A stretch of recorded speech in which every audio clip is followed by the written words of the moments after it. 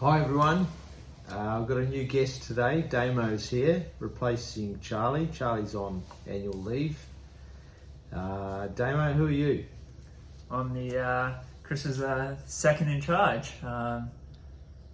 Look, it's Come a long way. It's come a long way. Big boots to fill with Charlie being away, but I'm sure we can do it. And what's your specialty, Damo?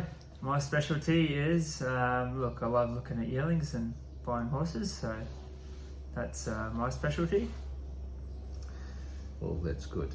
You're doing a good job. And Damo helps me with the worksheets, noms, acceptances, booking riders. What else? Whatever you need me to help you with, basically. Yeah.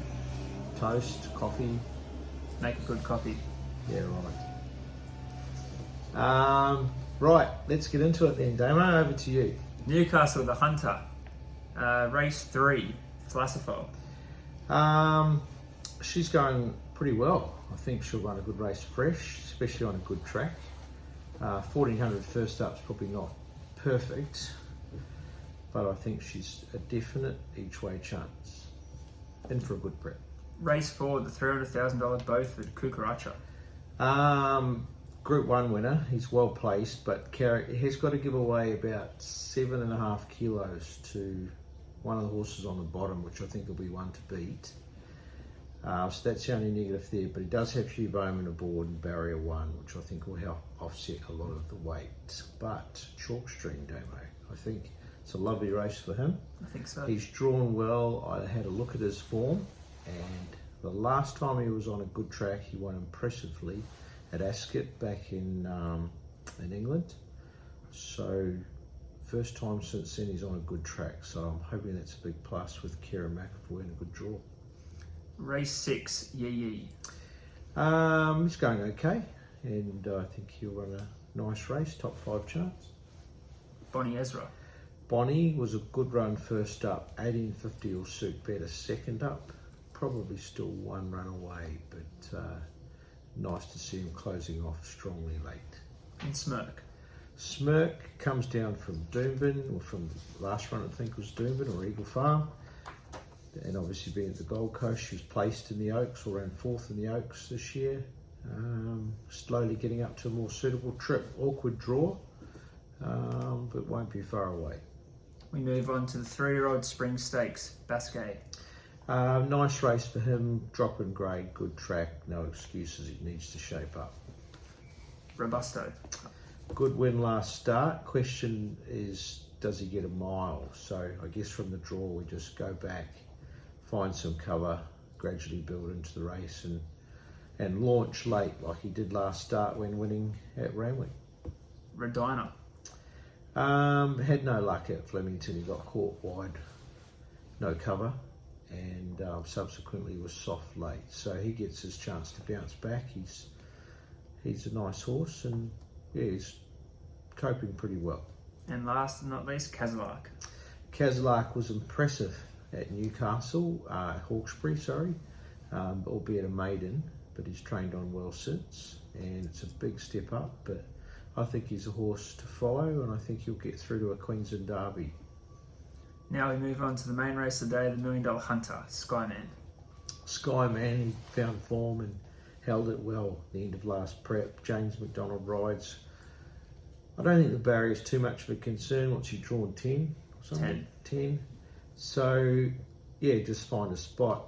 There'll be heaps of pressure on, and he'll be launching late, and it'll set him up nicely for the Festival Stakes in 2 weeks, and then the $2 million Ingham, replacing the Villiers in 4 weeks' time. Skyman. Tycoonist. Tycoonist, tricky gate, 20 odd he's drawn, so he just needs some luck from out there, and he's going well enough, but needs luck. And Blondo, should he gain a start? Yeah, he's drawn well, gate 3. He's been a bit disappointing in his last couple, one last prep and one this prep, so I'm not sure what's going on there. His work at home's been fine, but I'd like to see him run a midfield race before getting too confident. Race 9, Democracy Manifest. He's come back really well, this horse. His run last start was good and won first up, so gets a reasonable run from the draw, and yeah, he's a decent horse. The setup of this race will really suit. Bit of speed, big track, and he should get his chance to be winding up late. Race 10, Tony B. Tony B, he's been off the scene or out of the winner's circle for a long time, but don't give up on him. He's ready to fire. So he's drawn a little bit wide, just needs a touch of luck from the gate. If he doesn't run Saturday, watch out for him Wednesday at Rosehill. And Sindicato. Very similar to Tony B, just drawn a bit wide. I think he'll run though, just needs a touch of cover, and he's a place chance.